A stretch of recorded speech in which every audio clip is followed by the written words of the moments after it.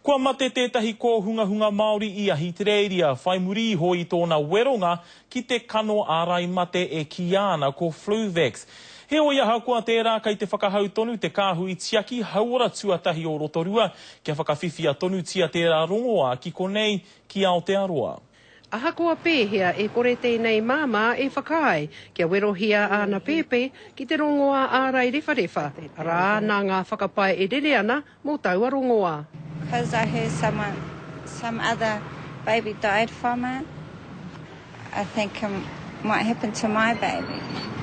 I don't want to take the chance.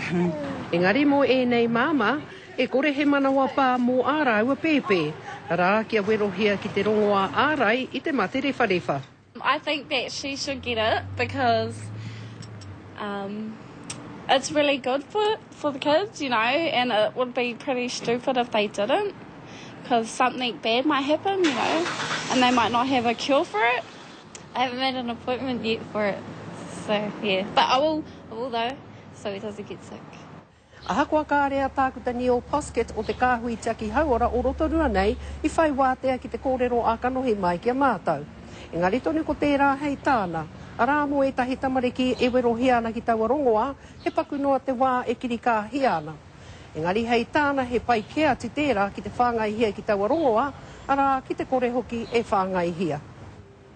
Hei tā te manatu hauora o Aotearoa I tēnei wā. Kia rā he whakamataku kore take noa te ia o ngā whakapai e rere ana. Rā kia mana anō I te tuatahi, te rāpea e kiko ai. Ko Hinerangi Goodman, mō te karere.